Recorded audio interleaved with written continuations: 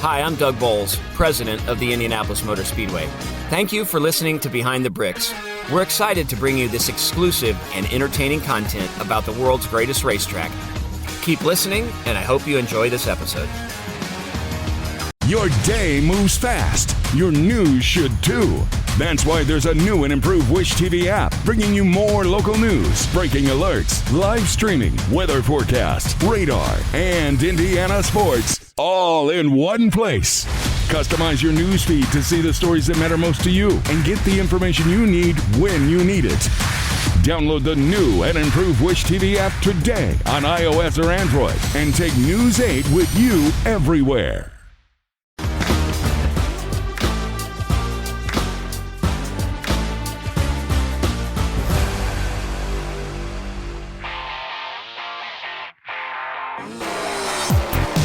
Hello race fans, and welcome back to another episode of Behind the Bricks. I'm Michael Kaltenmark, Vice President of Marketing here at Indianapolis Motor Speedway, and today we're in pit lane getting ready for the Brickyard 400 presented by PPG. Because after all, this place is covered in PPG paint, gallons of it everywhere you look. And so in today's episode, we're going to learn how PPG partners with our friends and colleagues from facilities to make this place look immaculate on race day. All right, we're joined by Dan Bigelow here in pit lane. Dan's a part of our facilities team and specifically assigned to the paint crew. And he's got his guys out here from the paint shop, laying down lines here in pit lane, getting ready for the big show with NASCAR. And of course, Dan, I walked out here and I recognized the crisp white and the flat black. Everything's looking good. We got the pit boxes, the lanes, but then there's some fluorescent orange out here that I don't typically see. What are you and your guys up to? So today we're laying down the angles for the pit stalls with NASCAR. They were having some problems with, I guess, cars, cutting in a little too early. So they come up with this solution. We put the flat black underneath it to make it pop, and we put a little bit of white down so that the orange gets nice and bright. The race car driver's looking for every advantage, cutting these pit boxes, and now pit officials can see that bright orange. Yep. And see very clearly if a car or tire were to cut that. That's interesting. Now, I mentioned it, the orange being out of place. It was jarring to me because I don't typically see it. I'm hoping this isn't permanent paint. What are we working with here? No, sir. This is fully removable. It's water-based, and as soon as it interacts with water, it starts to lift off. So that after the race, we could come through, scrub it down. It's like it never, was a part of it. So God forbid, Brickyard weekend, we get a little rain maybe Friday night or Saturday night. You guys will be out here touching it back up, I presume? Yes, sir. We'll come out either late at night or first thing in the morning, whatever it takes, and we'll have it nice and bright, ready for the start of the race. Amazing. Well, it looks great, even the additional orange, but pit lane isn't the only place where you and your guys are out laying paint down. Even on the race surface itself, there's orange paint going down. Let's go take a look at that and you can tell me what's going on out there. All right, sounds good. All right, Dan, your crew has laid down the lines for all 43 pit stalls. Now we find ourselves on the race course, the front stretch, just south of the Yard of Bricks in our start-finish line, because NASCAR mandates that we put some more paint down. Correct. What are we looking at here? We're looking at the choose arrow here.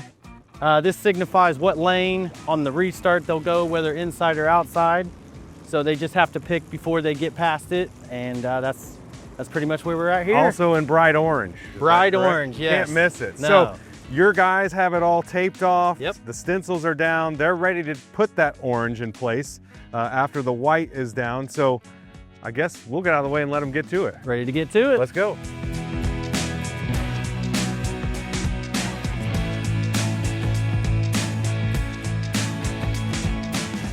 And just like that, we've got a choose line.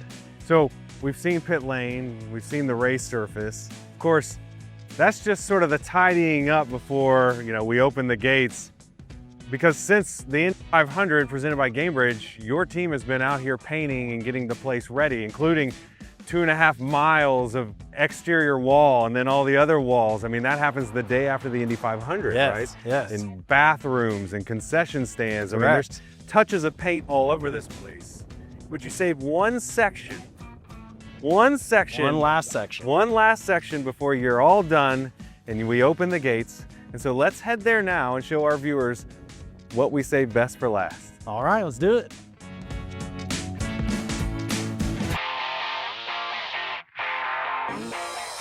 All right, Dan, so we're now just above Gate 2 in front of the IMS Museum because there's one last item to paint before everything's ready to go. When a checkered flag flies on a race, your team springs into action and starts painting. That work doesn't stop until the green flag of the next race. We're almost to the green flag of the Brickyard 400 presented by PPG. We're here by the IMS Museum. What's left to paint? Oh, we just got to get all these yellow curbs here freshened up. That way every fan that comes in this entrance has a nice facade to look at. And we're gonna get it coated by our nice Enos Flint by PPG traffic paint.